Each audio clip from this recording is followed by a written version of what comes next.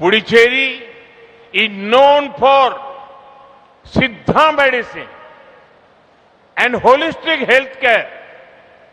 The new integrated Ayush hospital in Karaikal will serve the people.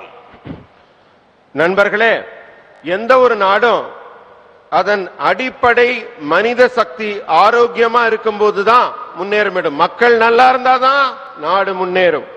அதனாலதான் முழுமையான சுகாதாரம், அதுக்கு தான் நாங்க முன்னுரிமை கொடுக்கிறோம்.